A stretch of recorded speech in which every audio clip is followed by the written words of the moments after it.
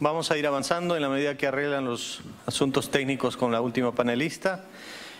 Vamos a tener un panel dedicado al tema Aliados para una visión común hacia sistemas de protección social más efectivos. Este panel estará moderado por la señora María del Carmen Sacasa de Ventura.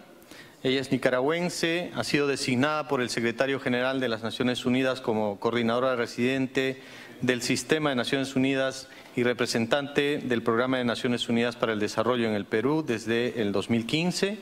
La señora Sacasa ha sido funcionaria del sistema por más de una década, es graduada en Ciencias Sociales de la Universidad Federal de Río de Janeiro, en Brasil.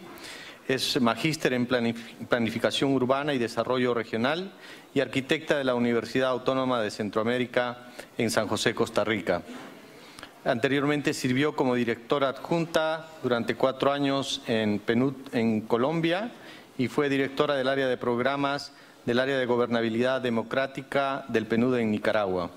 Damos la bienvenida con un voto de aplausos a la señora María del Carmen Sacasa de Ventura. Bueno, buenas tardes a todos y a todas. Para mí es realmente un honor estar aquí con ustedes y poder moderar este panel, que estamos en familia, somos diferentes agencias del Sistema de Naciones Unidas. Y el objetivo del panel el día de hoy, por la tarde, es explorar perspectivas sobre el papel y apoyo de los aliados para el desarrollo a los gobiernos de las diferentes regiones con relación a los sistemas de protección social para hacerlos más efectivos y más integrales. Me voy a permitir presentar a nuestros panelistas. Tenemos 5 panelistas.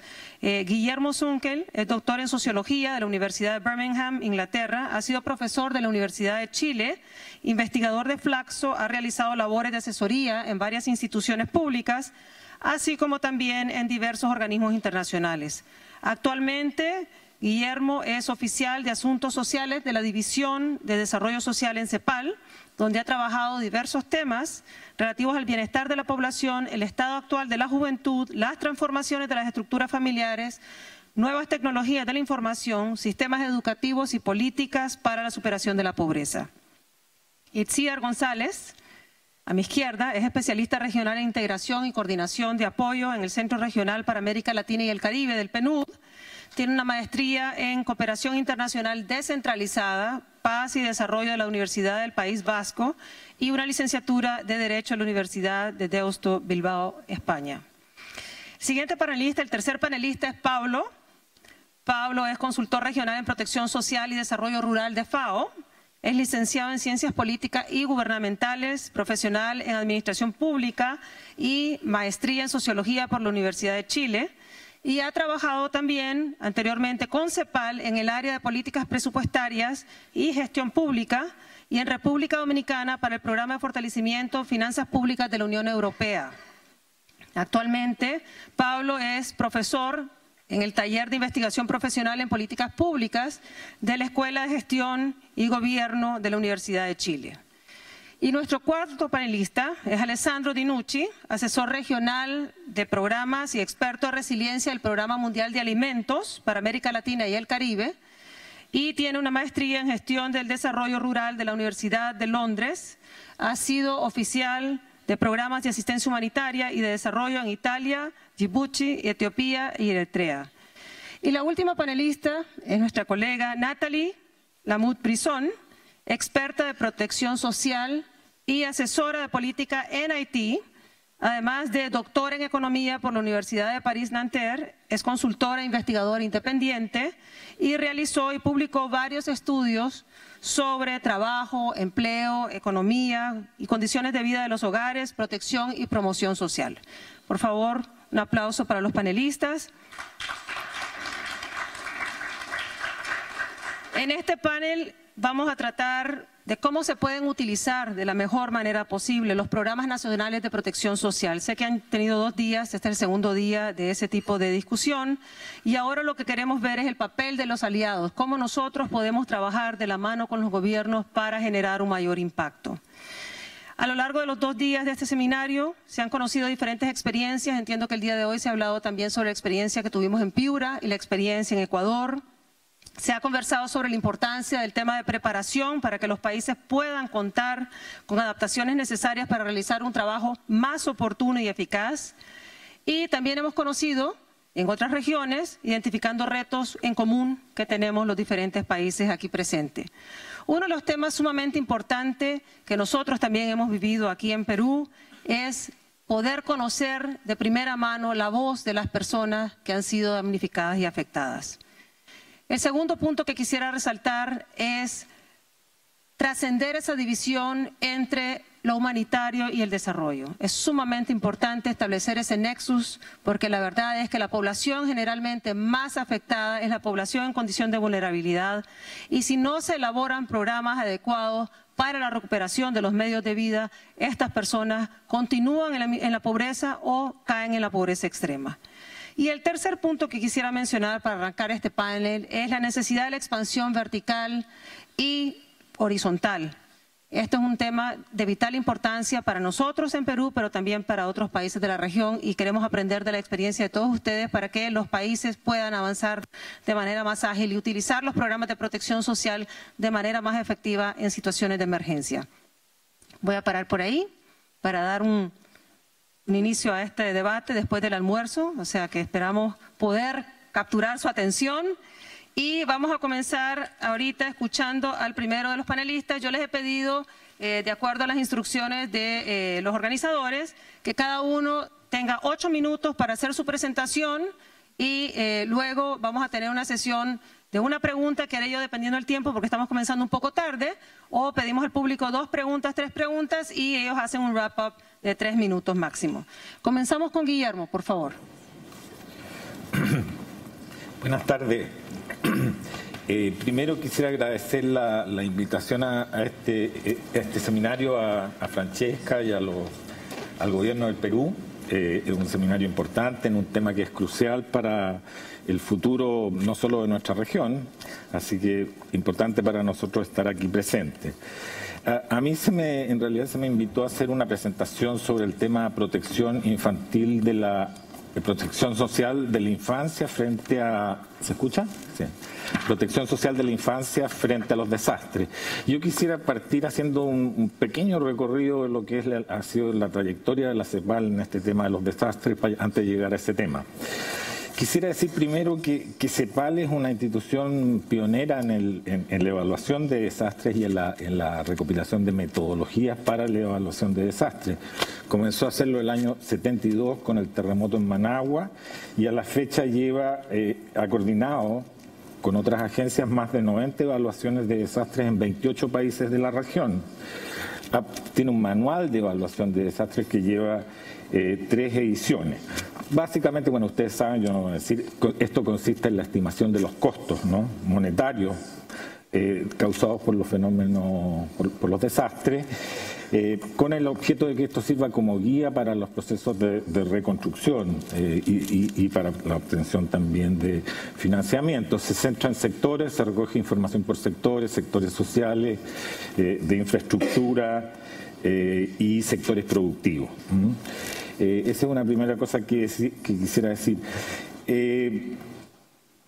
Hay un aspecto aquí que sigue esto mismo que es importante mencionar. Recientemente hubo una reunión en el ECOSOC en Nueva York, ese es el Consejo Económico Social, sobre consecuencias de los recientes huracanes, alcanzando una Agenda 2030 resiliente e informada sobre los riesgos. Y ahí se discutió bueno, todo el tema del impacto de los desastres y la recuperación de los países del Caribe, y CEPAL presentó una propuesta para aliviar el peso de la deuda del Caribe, y esta impulsa la creación de un fondo de resiliencia para la adaptación al cambio climático, que involucra el uso de recursos del Fondo Climático Verde para el financiamiento de proyectos. Creo que es un punto importante a mencionar aquí porque conecta con la Agenda 2030 y con las dificultades que nos ponen los desastres para avanzar en esa senda. Esa ha sido la tradición, digamos, de CEPAL, pero recientemente se ha producido un giro que es también mirar los desastres desde la óptica de lo social. Y en ese sentido yo quería mencionar que este seminario tiene un antecedente que se realizó en junio del año pasado en CEPAL Santiago, que se llamaba Optimizando la respuesta a emergencias desde lo social, en que se discutiera un poco el mismo tipo de temas que se han discutido aquí, y participaron, además de Chile, varios otros países. Era un seminario internacional. Quería decirlo porque este es un tema que ya se viene trabajando. ¿Por qué considerar? La pregunta la hago desde el punto de vista nuestro, desde el punto de vista de la CEPAL, que es una comisión económica, desde lo social. Y ahí yo pondría 3 razones. Uno, porque las crisis, obviamente las crisis económicas, pero también los desastres naturales, ¿no? Amenazan los avances en materia social que hemos alcanzado en los últimos 15, 20 años. Y ponen y ahora es la importancia de consolidar, o sea, lo que tenemos para el frente es la importancia de consolidar esos avances. Rodrigo en su primera sesión habló sobre los procesos de reducción de la pobreza y sobre el tema de la vulnerabilidad a la pobreza. Los desastres ponen a mucha gente en una situación muy complicada, porque hay mucha facilidad de recaer a situaciones anteriores. Entonces, esa es una razón. Otra razón tiene que ver con la Agenda 2030. La Agenda 2030 plantea precisamente la relación entre los 3 pilares, el pilar económico, el pilar social y el pilar ambiental, y lo que nos combina a mirar las relaciones entre ellos, por ejemplo, entre lo social y lo ambiental y está muy presente el tema de los desastres. Llegamos también al tema ahora, ¿por qué usar los sistemas de protección social? O sea, ya no solo lo social, sino los sistemas de protección social, y aquí, para enfrentar los desastres. Y aquí yo diría 2 o 3 cosas. Lo primero es que obviamente evita crear sistemas paralelos de respuesta, duplicar esfuerzo. Por tanto, se puede lograr mayor eficiencia en los costos, así como en los mejores mecanismos de evaluación y rendición de cuentas. Es posible, bueno, como se ha hablado a lo largo de este seminario, utilizar mecanismos. El sistema de protección social son sistemas que en la mayoría de nuestros países ya están in place, están operando. Por tanto, existe la posibilidad de irlos adecuando a estas nuevas situaciones. Y yo diría básicamente, esas son 3 razones importantes que han estado detrás del giro que hemos tenido nosotros. En relación al tema de la infancia, ¿por qué dar una atención particular a la infancia en la respuesta de los sistemas de protección social frente a las emergencias? Y aquí yo destacaría 3 razones. Bueno, sabemos por los estudios y las evaluaciones que los efectos del cambio climático en la región, que las poblaciones más afectadas por los desastres son los hogares en situación de pobreza y vulnerabilidad. Algunos factores que determinan dicha vulnerabilidad incluyen el hecho de que las personas en situación de pobreza tienden a depender de recursos sensibles al clima, no cuentan con suficientes activos para los tiempos de crisis, muchas veces carecen de acceso a préstamos o ahorro, poseen un limitado acceso a la información y a las oportunidades de aprender nuevas habilidades y tienden a ocupar las tierras de menor productividad o de mayor riesgo en cuanto a los efectos del cambio climático. Además está el tema de que estos sectores, la recuperación de los efectos de un desastre para estos sectores se dificulta en mucho mayor medida que para otros sectores.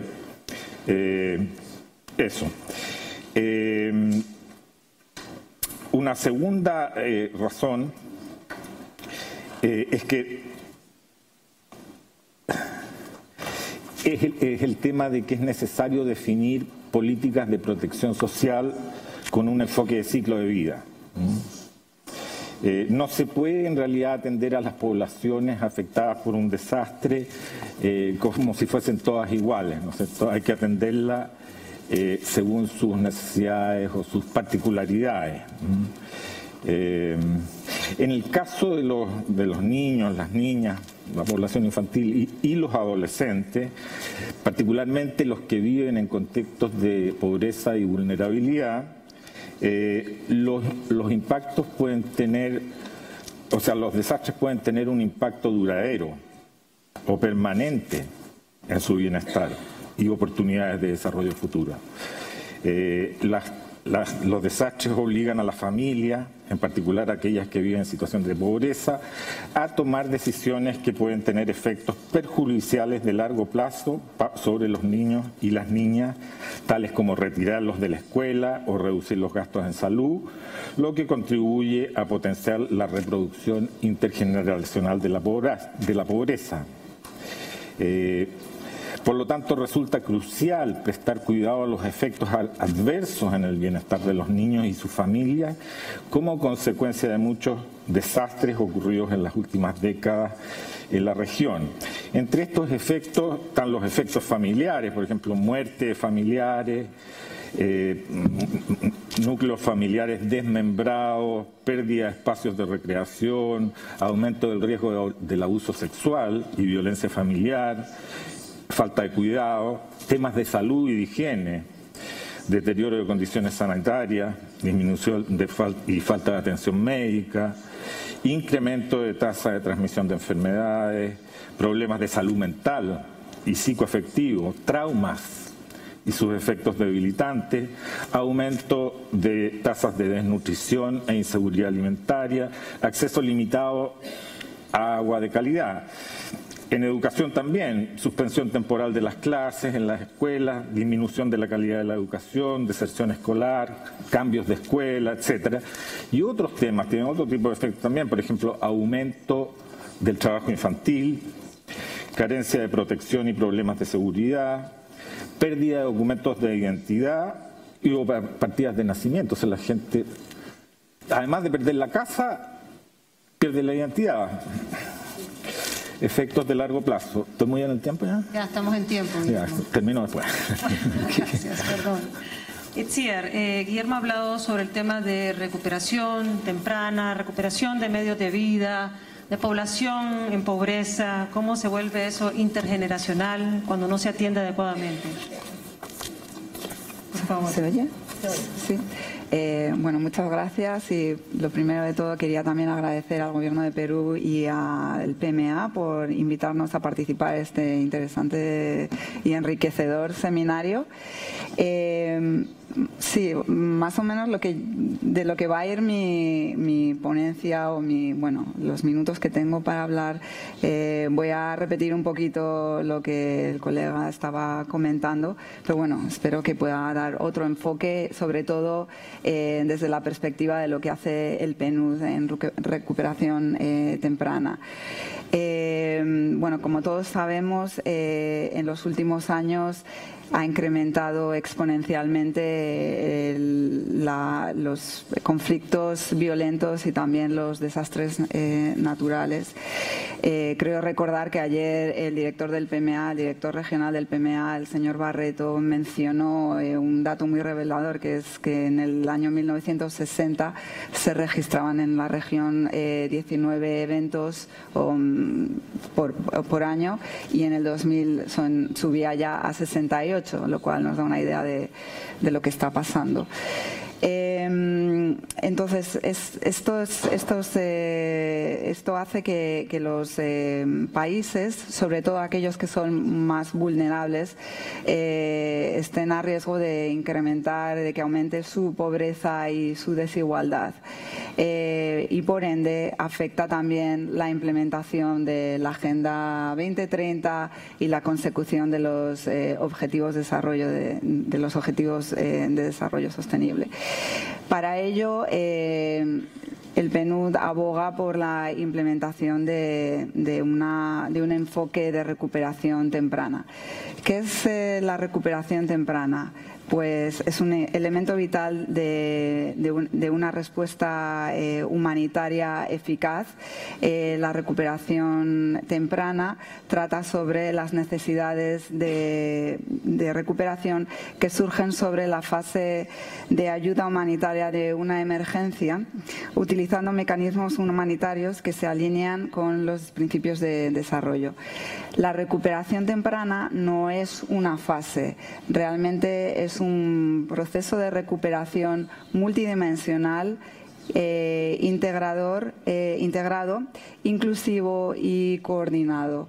Se enfoca en la apropiación nacional y el reforzamiento de las capacidades de las instituciones. También se basa en un análisis del contexto, de las necesidades, de las vulnerabilidades del lugar donde ha ocurrido la emergencia, así como de los resultados. Y también trata de disminuir los riesgos, promocionar la igualdad y reducir las discriminaciones. La recuperación temprana convierte los dividendos de la acción humanitaria en una recuperación sostenible de la crisis y en un aumento de la resistencia y en oportunidades de desarrollo. Realmente existe un acuerdo de la importancia de la recuperación temprana y de integrarla en la acción humanitaria, aunque no estamos todavía al nivel que deberíamos de estar. También se reconoce que la recuperación temprana sirve de nexo entre la acción humanitaria y la acción de desarrollo, y que sirve para coordinar el trabajo que hacen todos los agentes.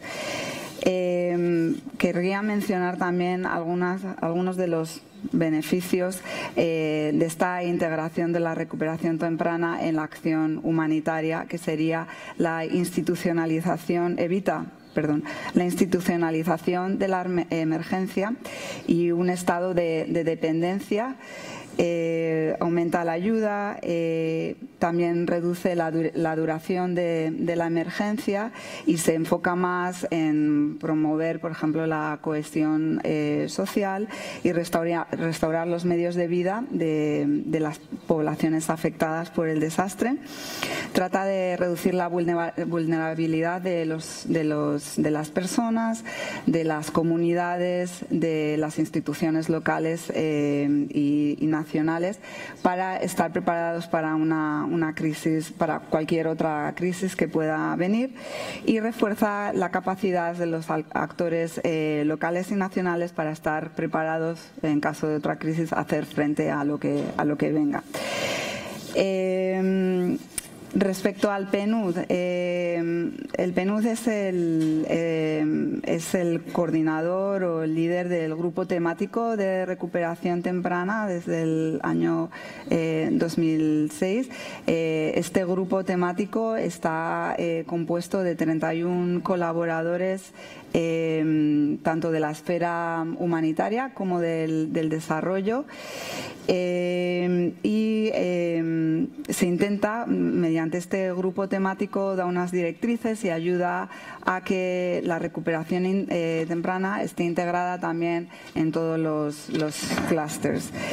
El PNUD, bueno, nosotros creemos firmemente en la importancia de implementar la recuperación temprana, en los primeros días de la crisis, lo antes posible, pero incluso antes de la crisis, es decir, aplicar los principios de desarrollo, de apropiación nacional y de ayuda al desarrollo de las capacidades locales y nacionales, para primero dar una mejor respuesta a la crisis que está ocurriendo, y también para que sea una respuesta sostenible, y también para que estén preparados y sean unas comunidades o sociedades más resilientes a cualquier desastre que pueda ocurrir en un futuro.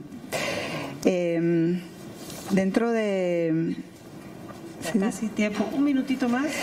Bueno, brevemente, quería mencionar que el trabajo que el PNUD hace se basa en dos aspectos, tanto en la acción humanitaria como en la de desarrollo. En la acción humanitaria,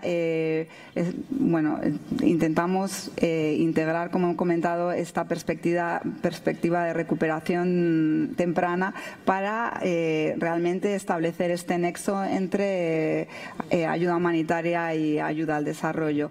Respecto a la parte programática, lo que nosotros tenemos disponibles son ya programas o productos de firma diseñados para que el momento en el que ocurre una crisis nada más ocurra, poder desplegarlos, y son unos, bueno, no los he contado, unos 5, que serían, nos enfocamos mucho en la generación de ingresos, medios de vida, reactivación de la economía local.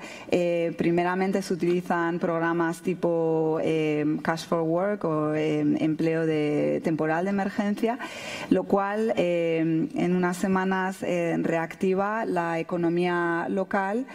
Y se trabaja también mucho con las micro y pequeñas empresas. Esto a un largo plazo se intenta enlazar, estas medidas se intentan enlazar con un empleo más a largo plazo, un contacto, un apoyo a los proveedores, etcétera. Tenemos, las menciono rápidamente: rehabilitación de la infraestructura comunitaria, la remoción de escombros, depósito de desechos, apoyo al gobierno local, lo cual nos parece fundamental, como he dicho antes, para apoyarles a través de la crisis de una forma que resulte una recuperación sostenible, y ayuda con la coordinación de la ayuda, valga la redundancia. Muchas gracias, Itziar. Pablo, ¿qué opinas tú sobre esa etapa de transición entre lo humanitario y el desarrollo y la recuperación?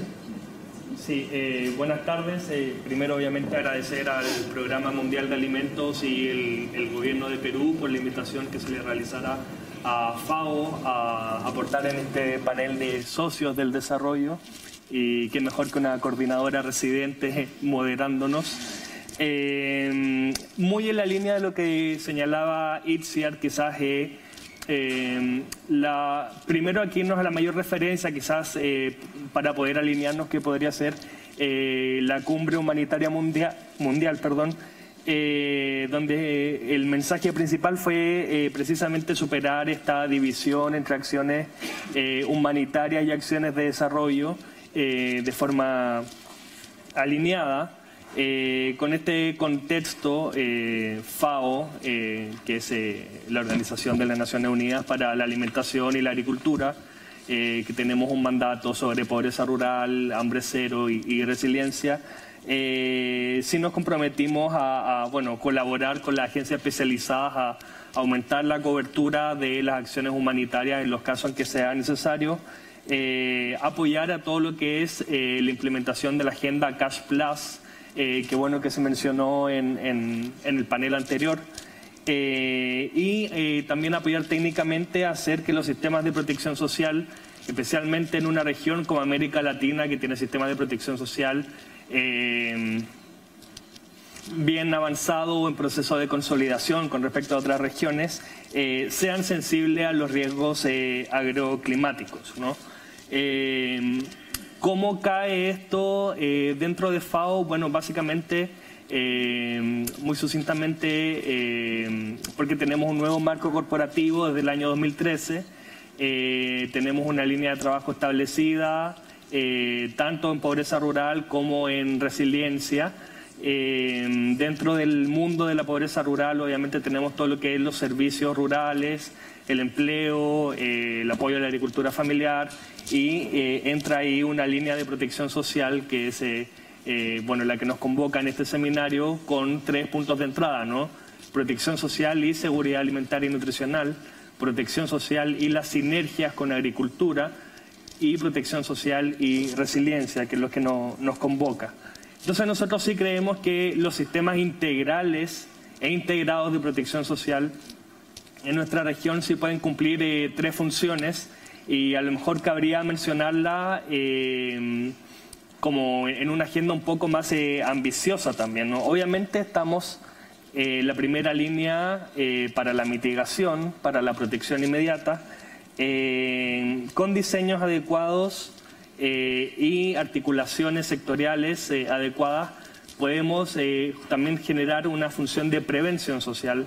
Podemos, estabilizando el consumo y el horizonte estratégico de la población más vulnerable, podemos evitar a priori y antes de un desastre estrategias negativas de gestión de riesgo como la descapitalización o desde una perspectiva medioambiental la quema de los bosques, por ejemplo, o la sobreexplotación de los recursos en el caso de la pesca. Y también podemos generar una función de promoción que es, desde la perspectiva que nos convoca en este seminario, generar estrategias de producción sostenibles desde el punto de vista medioambiental y desde el punto de vista social. Es en este contexto que nuestro director general, José Graciano, viendo quizás también, por qué no decirlo, la crisis en el punto de vista de los donantes para la asistencia humanitaria, tenemos que siempre atender las necesidades de asistencia humanitaria, pero también tenemos que enfocarnos en disminuir la necesidad de asistencia humanitaria. Y es ahí donde entra en juego el tema de los medios de vida sostenibles. Y como muy dijo la moderadora al incluir, al introducirnos, vincular activamente la agenda de pobreza, la agenda de emergencias y la agenda de vulnerabilidad y medio ambiente en un solo instrumento, ¿no? Creo que bueno, hay una gran amplitud dentro del público presente en este seminario, pero sin duda en términos de coordinación política, técnica y más abajo operativa incluso, deberían haber muchos más perfiles acá presentes. Bueno, pasando un poco a lo que pensamos como FAO en términos de el instrumental o las funciones. Y reforzando lo que dice Itziar, sin duda antes tenemos que hacer un trabajo en términos de la contención de riesgos para estabilizar horizontes estratégicos, generar prácticas sostenibles desde el punto de vista medioambiental, social y económico para que la gente esté más preparada y tenga mejor capacidad de respuesta a priori. Después de la emergencia, sin duda, estamos ahí para apoyar a los socios especializados en emergencia en lo que tiene que ver con la implementación de transferencias de ingresos, ojalá algún tipo de secuencia o combinación con una agenda de cash plus. Depende mucho del choque que nos esté afectando en el momento, ¿no? Pero sí podemos hablar de algún tipo de diseño inteligente con respecto al tipo de choque. Y también creemos que hay que realzar un tema que en estos 2 días no ha salido mucho, que es el enfoque de desarrollo territorial para la planificación de las respuestas y del desarrollo. Tanto analizando la vocación productiva de los territorios como la vocación ecológica de los mismos, obviamente la participación de la sociedad civil, ver qué pasa con los registros en tal o cual territorio y preparar adecuadamente paquetes de respuesta adecuada a los medios de vida de la población, creo que es fundamental. Para terminar, solo una provocación en torno a posibles puntos de entrada para el futuro que podemos abordar de forma coordinada. Lo primero, y se habló con el caso de República Dominicana, el tema de la focalización. Tenemos que avanzar hacia focalizaciones quizás que vayan integrando más criterios más amplios que solo los ingresos. El caso de Dominicana es un muy buen ejemplo. Promover en términos de actividad económica el empleo, el acceso a servicios rurales y prácticas sostenibles. El rol de las comunidades locales, no solo en la gestión de programas, sino qué pasa con los mecanismos comunitarios de protección que ya están puestos en lugar, que es una vieja pregunta, el desarrollo no, pero podemos hablar, por ejemplo, de las cajas rurales en Honduras, que son un buen mecanismo de protección y son de la propia comunidad. Y nada, al final del día también llamar la atención sobre la coordinación de todos estos esfuerzos. Para nosotros sí que sería muy importante incorporar con mayor fuerza a los ministerios de Agricultura, que a veces con saberlo o sin saberlo sí generan prestaciones de protección social, que es un paquete agrícola destinado a agricultores familiares de subsistencia, que es entrega de forraje en una nevazón, como veo en mi país, cuando hay una helada para que no se muera el ganado. ¿Qué pasa con los seguros agrícolas? También se habló el caso de Bolivia, muy positivo, el seguro agrario universal de Pachamama. Hay muchos desafíos y creo que lo principal es coordinarnos para eliminar esta barrera entre el desarrollo y la asistencia. Muchas gracias, Pablo. Pasamos a Alessandro, por favor. Gracias. Primero que todo agradezco al gobierno del Perú por la invitación. Es un placer estar aquí con vosotros y quisiera compartir con ustedes algunas reflexiones sobre el tema de la resiliencia. Creo que hay una oportunidad muy grande en fomentar la resiliencia a través de la protección social. Y bueno, como sabemos, las poblaciones, los hemos dicho muchas veces a lo largo de estos 2 días, en esta región se enfrentan a desastres crónicos que son cada vez más intensos y frecuentes. Y creo que este concepto de la resiliencia, es decir, el conjunto de capacidades que se necesitan antes, durante y después de una crisis, y también la capacidad de adaptación, absorción y transformación me parece algo muy importante. Lo interesante es que hoy en día tenemos por lo menos 3 comunidades o grupos que asocian este término con su propio trabajo. Primero, los actores que trabajan sobre reducción del riesgo de desastres. En este contexto, la resiliencia es un concepto familiar y está incorporándose crecientemente al debate en la esfera de la adaptación. Me refiero, por ejemplo, al trabajo hecho durante la plataforma global de Cancún este año. Segundo, los actores que trabajan sobre mitigación y adaptación al cambio climático. Desde la declaración de la Agenda de Acción Lima-París de 2014, que, como sabemos, une tanto a los actores estatales como no estatales a nivel mundial para acelerar las acciones climáticas, el tema de la resiliencia ha sido un tema central. Y tercero, los actores que trabajan sobre protección social. Y aquí, de hecho, hay un aspecto, la creciente prevalencia de eventos climáticos extremos es un factor adicional que agrava la vulnerabilidad y puede afectar a los esfuerzos para alcanzar hambre cero.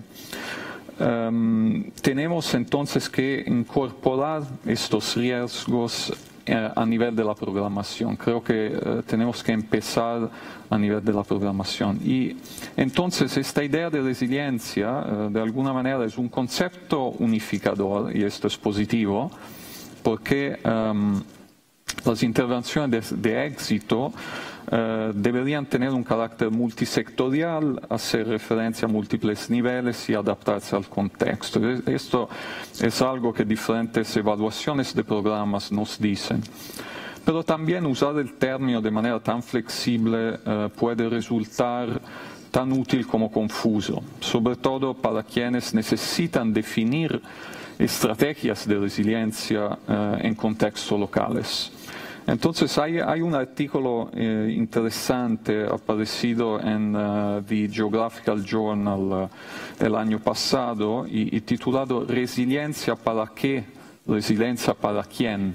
Y creo que estas 2 preguntas sencillas son fundamentales para empezar a operacionalizar programas de fomento de la resiliencia. Y sobre eso quería mencionar brevemente una herramienta que fue desarrollada por el PMA en colaboración con los gobiernos y organismos de apoyo para fortalecer la planificación, el diseño de programas para el fomento de la resiliencia. Y se compone de tres procesos consultivos y técnicos a tres niveles distintos. Primero, a escala nacional, una herramienta que nos ayuda a orientar la priorización geográfica de la intervención. Básicamente se superponen históricamente datos de la recurrencia de la inseguridad alimentaria y los choques naturales. Al segundo nivel, otra herramienta, una consulta estacional de medio de vida a escala subnacional, es un diálogo que pretende fortalecer los planes operativos en múltiples sectores y instituciones y así fortalecer un poco la coordinación a este nivel. Y tercero, muy importante, la planificación comunitaria participativa a escala local. Y esto bueno, la idea es empoderar a los sectores de las poblaciones más vulnerables y a las mujeres y crear un entendimiento compartido de los medios de subsistencia, de los territorios geográficos, de los factores de estrés y identificar las necesidades prioritarias. Y en estos procesos estamos valorando, ¿no?, el conocimiento y los conocimientos tradicionales a nivel local. Y creo que es muy importante. Esas herramientas que acabo de mencionar han sido utilizadas en diferentes países en la región, por ejemplo en el marco de la respuesta al fenómeno del Niño en el corredor seco. Es un programa que otros colegas han mencionado ya. La idea es contribuir a que los pequeños agricultores que resultaron afectados por las sequías mejoren y aumenten sus medios de subsistencia. Hay diferentes componentes que abarcan diferentes sistemas de alerta temprana, desarrollo organizacional a diferentes niveles. No voy a entrar en los detalles, pero hay un aspecto muy importante que creo sea muy importante y es la transferencia en efectivo vinculada, condicionada a la creación de activos. Y estoy hablando de activos naturales relacionados con el paisaje, la conservación del suelo y el agua, la gestión de recursos naturales y el manejo de la tierra. Y esos son también activos que mejoran acceso a alimentos, a mercados y servicios básicos, como por ejemplo caminos de acceso a las comunidades. Pero claro, un solo actor no puede conseguir la resiliencia y quería brevemente mencionar el marco conceptual de resiliencia que desde 2014 hemos desarrollado con los organismos con sede en Roma, la FAO, el FIDA y el PMA. Y aquí en la región, en este momento, quería compartir la información. Estamos finalizando con FAO una publicación para la sistematización de buenas prácticas en temas de resiliencia. Y para termino, los programas que acabo de describir, en particular con actividades como transferencias en efectivos para la creación de activos comunitarios, creo deberían ser más vinculados a programas de protección social a larga escala para ayudar a las personas a gestionar una serie de riesgos, incluidos los impactos del clima. Hay un ejemplo en la región, es Bolsa Verde en Brasil. A través de este programa, las familias en extrema pobreza en zonas rurales reciben ingresos a cambio del mantenimiento y uso sostenibles de los recursos naturales. Gracias. Muchas gracias, Alessandro. Ahora pasando ya a un ejemplo concreto, ¿no? Además de lo que nos ha mencionado Alessandro, le pasamos la palabra a Natalie, por favor. Muchísimas gracias. Buenas tardes a todos y a todas. Primero que nada, agradecer la invitación al PMA y al Gobierno de Perú. En el caso de Haití se plantea un doble desafío. construir un sistema de protección y promoción social integral y efectivo y crear las condiciones para que dicho sistema esté en capacidad de responder a las crisis de distintas índoles. Los mecanismos estatales de protección y promoción social se caracterizan en Haití por lo general por una fragmentación importante, una cobertura muy reducida, excepto el subsidio a la escolarización y de los comedores escolares, la persistencia de fenómenos de desprotección producto de los propios mecanismos de protección o de la calidad cuestionable de los servicios básicos. En lo financiero, la mala asignación y el uso inadecuado de los recursos públicos disponibles impiden disponer de mayores fondos para la protección y la promoción social.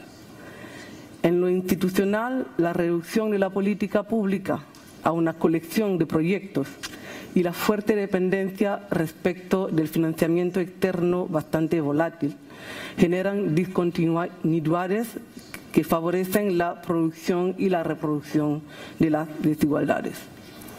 Además, respecto de las emergencias, se observaron en la respuesta post-Machu en el 2016 procesos de expansión vertical y horizontal del programa Corre la Vida, o sea, apoyar a la vida, así como el ajuste de foco del Programa Nacional de Comedores Escolares a favor de las poblaciones en albergues. A ello se agrega, y eso es importante, el diseño de un protocolo de respuesta a la crisis que involucra tanto a los actores de la protección social como a los de la protección civil. Sin embargo, todavía quedan desafíos grandes. La coordinación entre múltiples actores, ya sean entidades estatales, organizaciones internacionales y organismos no gubernamentales. Y además, la medición del impacto redistributivo de dichas intervenciones todavía sigue faltando. En su apoyo a la Mesa Sectorial de Protección Social, liderada por el Ministerio de Asuntos Sociales y del Trabajo, el PMA encargó este año la elaboración de un marco estratégico que sentaría las bases para una nueva política consensuada de protección y promoción social. Este marco reitera que el acceso a la protección y a la promoción social es un derecho universal, ya consagrado por la Constitución de Haití. La realización de este derecho apunta a 3 objetivos sustantivos. Primero, facilitar la transición de un régimen sociodemográfico donde niños y niñas son recursos en la actividad económica y bastón para la vejez, a otro régimen donde se invierte en la educación de niños y niñas. El segundo objetivo sustantivo tiene que ver con la creación de las condiciones de la igualdad de género. Y el tercer es propiciar la autonomización de las personas en tanto sujetos y agentes económicos con medios de vida sustentables. Cabe entonces señalar 3 ejes clave. Se propone primero en este marco un piso de protección y promoción social universal con priorización de la niñez. Este piso abarca 5 componentes que tienen que ver con la salud primaria, el ingreso para el acceso de los niños a la escuela y a la salud, el ingreso para personas con discapacidad, con personas enfermas o en situación de embarazo, seguro de salud, pero también mecanismos de promoción social, o sea, capacitación y transferencia de activos. Se propone, y este es el segundo eje, la construcción de un Estado articulador con una visión global que integre a los actores no gubernamentales, con arreglos institucionales orientados a la intersectorialidad. Y en tercer lugar, se propone la construcción gradual del espacio fiscal necesario de acuerdo a los principios de justicia fiscal y social. El financiamiento de los primeros 5 a 10 años procedería principalmente de los donantes internacionales pero en forma decreciente, hasta que esté reemplazado gradualmente por el financiamiento interno basado en una tributación progresiva. Este marco incluye también la problemática de la capacidad de respuesta de los mecanismos de protección y promoción social a las crisis. En primer lugar, los componentes del piso de protección social podrían combinarse para la recuperación y la reconstrucción post-desastre de acuerdo a las necesidades. La función articuladora del Estado es más que necesaria para la atención a las personas en periodo de crisis, para también asegurar la eficacia de las intervenciones y, por ende, el apoyo sostenido de los donantes, ya que se percibió, especialmente el año pasado, cierto cansancio de parte de los donantes en cuanto al financiamiento de la respuesta. Y la racionalización y transparencia del gasto público asignado a las emergencias sería aquí determinante. Además, la contribución y la protección y promoción social a la respuesta a la crisis tiene que ser oportuna, pertinente y universal con perspectiva de género. Se trata de intervenir sin mayor demora. Ahí el tema de la recuperación temprana es clave. Se trata de atender a las necesidades en función de su naturaleza, pero también en función de los niveles de daños y pérdidas sufridos. Se trata también de no dejar a nadie atrás, utilizando los mapas de vulnerabilidad multirriesgos que está preparando, por ejemplo, el PNUD en Haití, y la atención a las mujeres sobrecargadas por las tareas de cuidado, a las mujeres embarazadas o con niños de corta edad es crítica en el periodo de crisis. Se necesitan mecanismos específicos para ellas, como por ejemplo transferencias para la atención en salud o un seguro de salud. De las propuestas a las políticas públicas en acción, se requiere buscar los factores y actores impulsores de cambio en los espacios del conocimiento, de lo político y de la política. Sindicatos y asociaciones han presentado demandas de protección social. Respecto del conocimiento, se necesita, más allá de los estudios recientes de la CEPAL, del Banco Mundial y del PMA, la construcción de comunidades epistémicas que involucren a ciudadanos, investigadores, funcionarios públicos para la capacitación, la reflexión y la diseminación acerca de lo que es la protección y promoción social, sus articulaciones con el sistema económico y social y los caminos hacia un sistema integral en Haití. Y en cuanto a lo político, es preciso que se desarrollen procesos de abogacía desde la ciudadanía y de las organizaciones no gubernamentales que ya trabajan en el tema de la protección social. Y en la política, las alianzas entre los actores internacionales o transnacionales en torno a herramientas o mecanismos específicos deberán innovar. La estrategia de fortalecimiento institucional del Ministerio de Asuntos Sociales mediante el Learning by Doing a nivel operativo es prometedora bajo la condición de estabilizar los recursos humanos y los recursos financieros.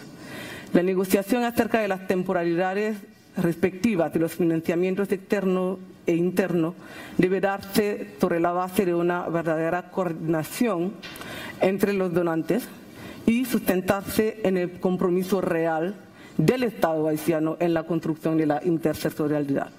De ahí deriva, y termino, la necesidad de organizar el financiamiento y la gestión de apoyos conjuntos. También es clave ahí la conciliación entre la inversión en la extensión cuantitativa y la inversión en calidad. Gracias. Muchas gracias, Natalie. Tenemos muy pocos minutos para concluir este panel y yo le voy a pedir a los panelistas en máximo 2 minutos, en una frase contundente, siendo la mayor parte de nosotros miembros del Sistema de Naciones Unidas y trabajando en países de ingreso medio, particularmente en América Latina, decir exactamente cuál es nuestro papel como aliado en esta búsqueda de la intersectorialidad y del trabajo multinivel. ¿Cuál es el valor agregado nuestro para trabajar como aliados estratégicos de los gobiernos? Una frase. No, vamos rápido, tenemos 8 minutitos. ¿Yo? Comencemos. 4 minutos por persona. No. Ok. 1 minuto y medio por persona, vamos.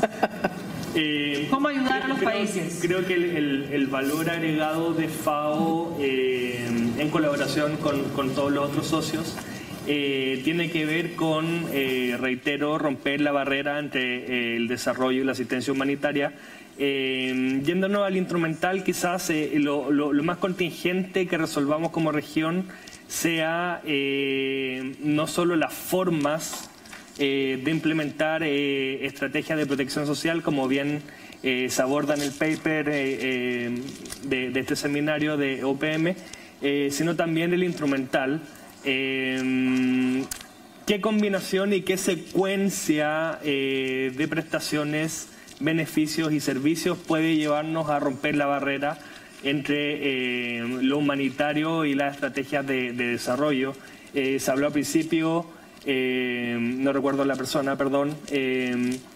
Claro, podremos comenzar con especies los primeros días, luego meter un cash transfer durante la manifestación más grande de la crisis, siempre y cuando haya mercados, ¿verdad? Pero luego, ¿qué combinación podemos implementar para en una agenda Cash Plus o Cash Plus Plus, hasta las derivadas que nos den, generar capacidades en la gente y que el próximo año no volver a caer o que el shock afecte de menor manera los medios de subsistencia? No, el lema, y buscando esa frase ganadora, es salvar medios de subsistencia para salvar vidas, quizás. Muy bien, gracias. Itziar. Bueno, en el caso del PNUD yo creo que nuestro valor añadido y está reflejado en nuestro plan estratégico y en el que estamos ahora desarrollando, que entrará en vigencia el año que viene, es el proporcionar soluciones multidimensionales a los problemas de desarrollo. Creo que ya todos nos hemos dado cuenta y está recogido en la Agenda 2030. No podemos trabajar en silos, de ahí que también es importante la coordinación entre todos nosotros, entre los distintos actores, ya sea gobierno, organizaciones internacionales, sociedad civil, para proporcionar este tipo de respuestas integradas y coordinadas. Y bueno, luego me quedaría también con lo que se ha dicho antes del Leaving No One Behind. Muchas gracias. Alessandro. Sí, bueno, creo que en esta región, claro, nos enfocamos sobre asistencia técnica, sobre compartir experiencias, esto es muy claro. Pero aquí, como PMA, en este momento estamos desarrollando programas países estratégicos, los Country Strategic Plan, que se basan sobre un diagnóstico de las necesidades del país. Muy bien. Entonces, en línea con lo de la colega del PNUD, muchos de los problemas del área de desarrollo social son problemas complejos, como se dice ahora, multidimensionales, y requieren respuestas integrales. Y en ese sentido, o sea, problemas, me refiero a temas como la pobreza infantil, los desastres son todos problemas, no son únicamente sectoriales, ¿cierto? Entonces requieren la participación de distintos actores y respuestas integrales. Y yo creo que el rol de CEPAL, pero en realidad de todas las agencias, es de articular los agentes de los gobiernos, de los distintos ministerios, y tratar de facilitar la articulación y la coordinación para elaborar estas respuestas. Natalie, con tu experiencia en Haití. Bueno, yo diría en primer lugar que la articulación entre la protección y la promoción social es clave. No se trata solamente de apoyar en la inversión en educación y en salud, pero también de construir los medios de vida con un enfoque de resiliencia, porque Evidentemente lo que pasó, por ejemplo, el año pasado en la península sur del país refleja precisamente la carencia de preparación. ¿Okay? El segundo tema que quisiera abordar es el tema precisamente de la innovación entre los socios. ¿Okay? Está absolutamente claro que cada uno tiene su valor añadido, pero yo he visto mucho en Haití que la mayoría de los donantes trabajan bastante en silos, a pesar de que tengan mesas de coordinación, etcétera.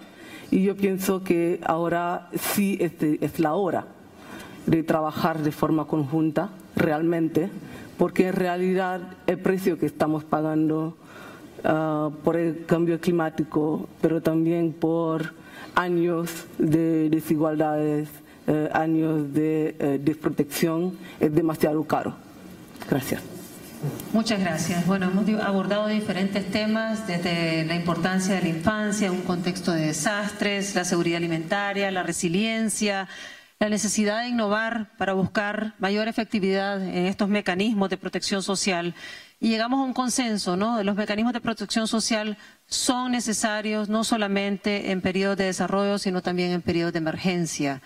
Los mecanismos de protección social no son únicamente de un ministerio, son de diversos ministerios. La intersectorialidad es absolutamente urgente. La interdependencia inclusive de los objetivos de desarrollo sostenible pone sobre la mesa la necesidad de ver la vida de una forma muchísimo más holística.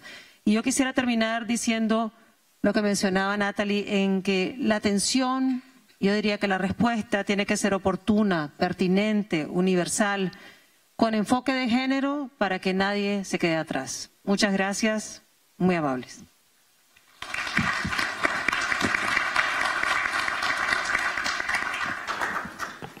Muchas gracias a nuestros panelistas, a la señora coordinadora residente, y una foto de rigor será tomada por nuestro colega Helio. Una fotografía. Un trato de estar cortándolos en medio camino. Pero el tiempo justo. Muy bien. En tanto se toman la fotografía, tengo dos anuncios. Uno es que nos hemos encontrado la tarjeta de un hotel. Por favor, si alguien lo ha perdido y lo necesita, nos lo hace saber. Y lo segundo es, no se olviden de recoger sus USBs con toda la información del seminario. Está a vuestra disposición. Y lo tercero, que luego de la foto oficial,